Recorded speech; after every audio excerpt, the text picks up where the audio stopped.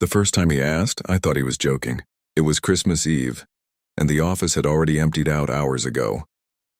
Most people left before noon, carrying gift bags and red scarves, laughing about last-minute shopping and dinner plans.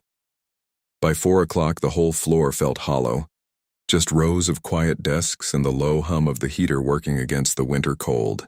I stayed behind like I always did. Work was easier than going home to an empty apartment. Easier than sitting at the small kitchen table with a reheated meal and the sound of other families laughing through the walls. So I kept typing, finishing reports that could have waited until Monday. The glow from my screen was the only real light left in the room. That's when I felt someone behind me. I didn't even need to turn around. There was a certain stillness that came with him, a quiet pressure in the air. My boss, Mr. Vale, never made much noise, but you always knew when he entered a room. It was like the temperature dropped a few degrees. I looked up. He stood beside my desk, hands in his pockets, shoulders tight. He looked different that evening, not sharp and distant like usual. There was something strained in his face, something unsettled around his eyes. "I need a favor," he said. His voice sounded rough, like he hadn't slept. One I have no right to ask. I blinked, surprised. In 2 years working for him, he had never asked for anything personal, not even a cup of coffee. "What kind of favor?" I asked. He held my gaze, and for a second I saw something close to fear in his eyes. "I need you to pretend to be my wife," he said quietly. "Just for Christmas." I stared at him, certain I'd heard wrong. "My family expects me to bring someone home," he continued. "They don't ask. They judge. Every year feels like an inspection. I need to show up with a partner this time. A real front. Someone they won't question." He paused, then added, "I chose you because you're honest, and because you've never treated me like a trophy." The whole thing felt strange and uncomfortable, like being asked to wear someone else's coat and pretend it fit. "I'm sorry," I said, standing up and reaching for my purse. "I can't do that." I took one step away from the desk before he spoke again. $200,000. My feet stopped moving. "For 4 days," he said. "I'll transfer it tonight." The number hit me like cold water. It was exactly what my aunt needed to keep her house, the only home I had ever known. I turned back slowly. "Okay," I said, my voice barely a whisper. "I'll do it." He nodded once, but his expression didn't soften. "There's one condition," he said. "One rule that cannot be broken." And something in his voice made my stomach tighten before he even said what it. We walked to his office in silence. It wasn't a long walk, but it felt heavy. The building was quiet now, the lights dimmed, the city outside wrapped in snow. His office sat at the end of the hall, all glass and steel, overlooking the skyline. Usually it felt impressive. That night, it felt like a courtroom. He didn't sit down. Neither did I. "There will be a written agreement," he said, tapping the tablet on his desk. "This is strictly business." I nodded, trying to keep my breathing steady. "The rule is simple," he continued. "We do not develop real feelings, not even close." I let out a small breath I hadn't realized I was holding. "If either of us begins to feel anything beyond the performance," he said carefully, "we end it immediately. No arguments, no hesitation." That seemed fair, cold, but fair.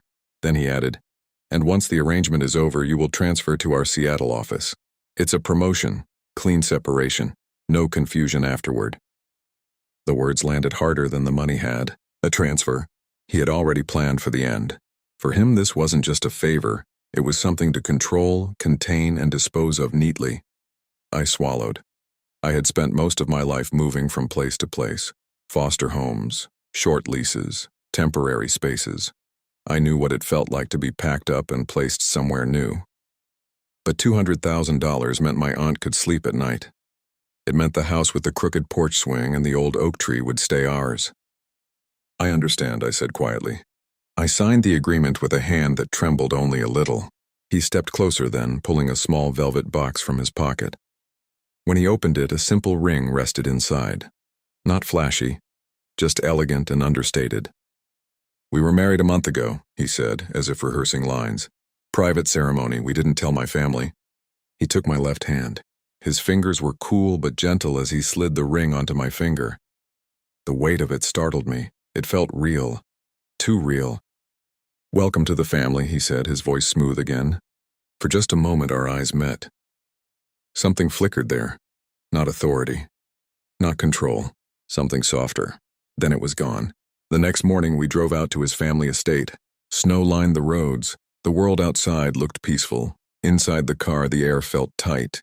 The house appeared at the end of a long driveway, stone walls rising behind iron gates. It didn't look warm. It looked grand. Perfect. Untouchable. "Follow my lead," he said before getting out. "They look for weakness." The front door opened before we even reached it. His mother stood there, tall and composed, her smile precise. "And this must be the surprise," she said. His hand moved to the small of my back, firm and steady.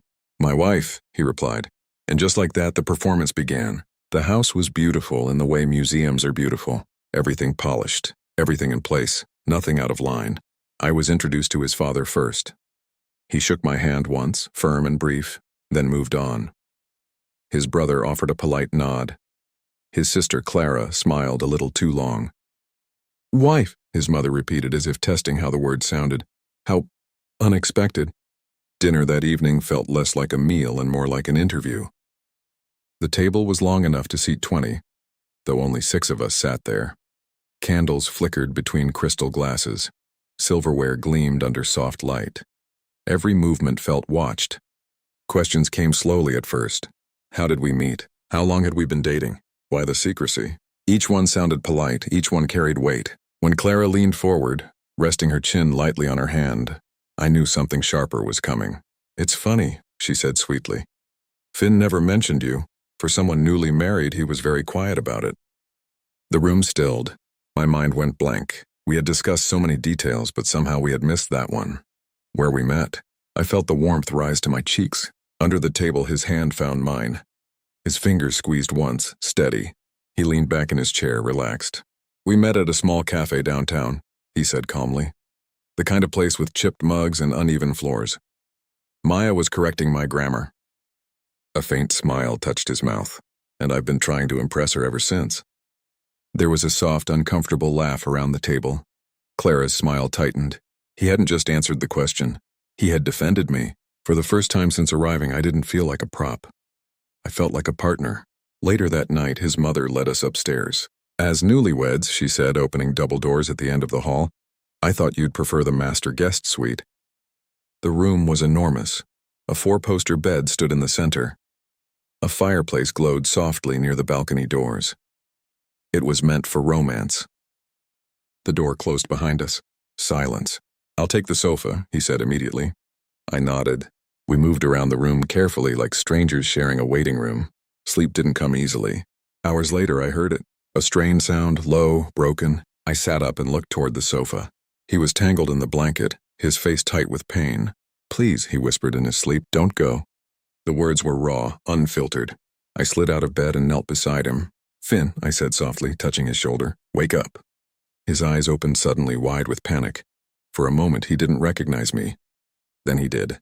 The strong, controlled man I worked for was gone. All I saw was someone alone in the dark. And something inside me shifted. The next morning felt different. Nothing had changed on the surface. The house was still quiet and polished. The staff still moved carefully through the halls. His family still spoke in measured tones. But between us, something had softened. At breakfast, he didn't avoid my eyes. When our gazes met across the table, there was a quiet understanding there. He didn't thank me for waking him from the nightmare. He didn't explain it. He simply held my gaze for a second longer than usual. It felt like trust. Christmas morning was formal. Gifts were handed out by a staff member one by one, each wrapped perfectly. Expensive boxes, polite smiles, no real laughter. When a box was placed in my hands, I felt a sudden rush of embarrassment. I hadn't bought him anything. In the rush of signing contracts and rehearsing lies, I hadn't even thought about it. "I didn't know we were exchanging gifts," I whispered. "It's fine," he murmured. "I didn't get you anything either." His tone was smooth, casual, but something in his eyes told me that wasn't entirely true. Later that afternoon, I slipped into the library. It was the only room in the house that felt lived in. Books lined the walls from floor to ceiling. The air smelled like old paper and quiet. I was running my fingers along a shelf when I heard his voice behind me. I lied. I turned. He stepped closer and handed me a small, unevenly wrapped package. The paper was slightly crooked, the tape visible. Inside was a book, The Little Prince, a first edition. Weeks earlier, during a conversation about a literacy fundraiser, I had mentioned how that book was the only thing I carried with me from house to house as a child. I had lost it somewhere along the way. "I listen," he said simply. My throat tightened. This wasn't a grand gesture. It wasn't flashy. It was thoughtful. It meant he had noticed. "I have something for you," I said quietly. I ran upstairs and returned with a folded sheet of paper, a charcoal sketch I had drawn the night before. A single oak tree standing in the snow outside the balcony. He studied it carefully. His fingers traced the lines as if they mattered. He looked at me differently after that. Not like an employee, not even like a partner in a performance, like someone real. And in that quiet room, surrounded by books and firelight, I felt the rule we had signed our names under begin to blur at the edges. That afternoon, snow began to fall again. Large, quiet flakes drifted past the tall windows, softening the sharp edges of the estate. The house felt heavy with unspoken tension, so when he said, "Come outside with me," I didn't hesitate. We walked slowly across the grounds, our boots sinking into fresh snow. No family, no staff. Just the sound of our footsteps in the hush of winter. "I used to love this," he said, looking up at the gray sky, before it became a performance.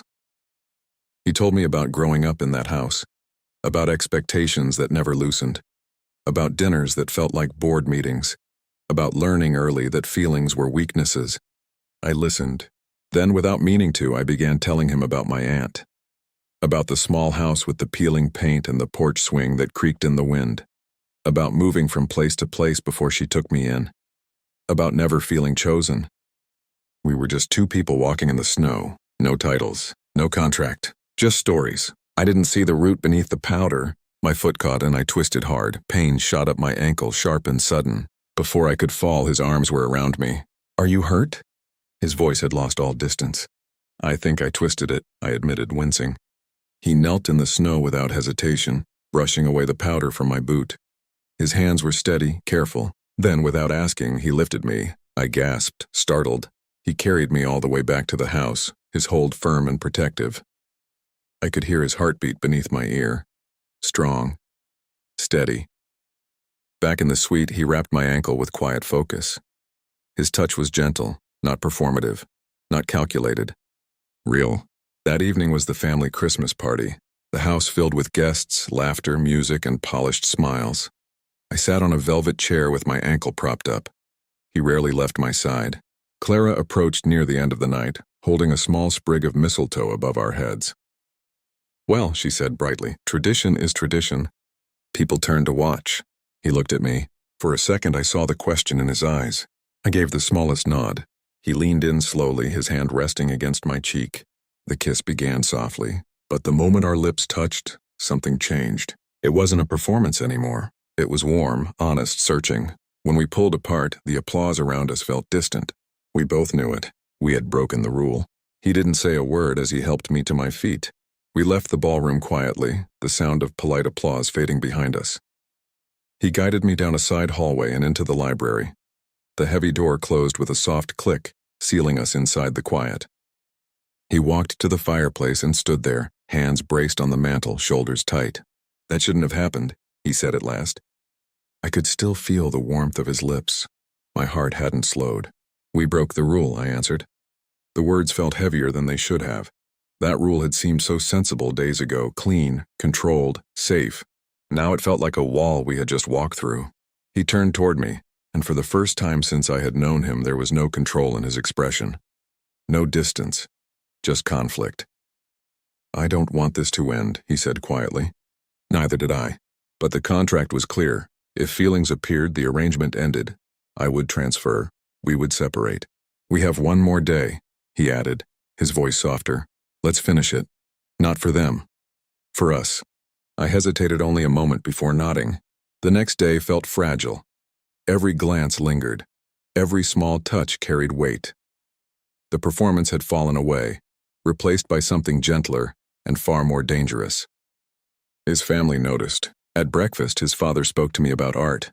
His mother watched us closely, but there was less sharpness in her gaze. Even Clara seemed unsure of how to react. It was almost convincing, until my phone rang that afternoon. I stepped onto the terrace to answer it. My aunt's voice came through bright and tearful. "The money cleared," she said. "The house is ours. You saved us." Relief rushed through me. Then something else followed. The reason I had agreed to all of this was gone. The sacrifice had done its job, which meant the arrangement was finished. When I found him in the library, he looked up with a hopeful smile that faded as soon as he saw my face. "The transfer cleared," I told him quietly. "The house is safe." He understood immediately. "I'm happy for you," he said. But his eyes betrayed him. The next morning we left the estate. In the car the silence felt heavier than before. We had been something real for a day, and now we were returning to the rules. Halfway to the city, he pulled over at a scenic overlook. A frozen lake stretched out before us. "You don't have to go to Seattle," he said suddenly. "We can ignore that clause." "And then what?" I asked gently. He had no answer. We both knew. Sometimes the clean break hurts less than staying half attached. He drove the rest of the way in silence, and when we reached the city, the pretending was finally over. My last day in New York felt like walking through a place I had already left. People stopped by my desk with small smiles and kind words. "Seattle will be lucky to have you. It's a great opportunity." I nodded, thanked them, packed my things into a single box. I avoided looking toward his office. At 5 o'clock sharp, my phone rang. "Come in," he said. His voice was formal again, controlled. When I stepped into his office, he stood by the window staring out at the skyline. "Your flight leaves at 7 tomorrow morning," he said without turning. "A car will pick you up at 4. There was a pause. "Thank you for your assistance over the holiday. It was successful." Successful. The word felt like a door closing. I walked to his desk and slowly removed the ring from my finger. The skin beneath it was pale, marked by its absence. I placed it gently on the wood between us. "It was never really mine," I said. He turned then. The control was gone. Pain replaced it. "Keep it," he whispered. I shook my head. Then I walked out without looking back. Seattle was gray. Rain pressed against the windows of my new apartment like a steady reminder of everything I had left behind. I told myself I had done the right thing. My aunt was safe. The house was saved. Still, I felt hollow. A week later, as I stepped out of my office building into another damp evening, I saw him standing across the street. No code of authority, no distance, just him. He crossed through the rain without hesitation and stopped in front of me, holding a black umbrella above us both. "I made a mistake," he said, his voice unsteady. "The rule was wrong. The transfer was wrong. Letting you go was the worst decision I've ever made." He opened his hand. The ring rested in his palm. "I don't want a performance," he continued. "I want you. No contracts, no clauses." Tears blurred my vision. I reached for his hand, closing his fingers gently around the ring. "I don't want the ring," I said softly. "I want the man holding it." Relief washed over his face like sunlight breaking through clouds. He pulled me into his arms and the umbrella slipped from his grasp, forgotten in the rain. This time there were no conditions, only choice. If this story lingered with you, stay a little longer. There's always another quiet moment waiting just beyond the porch.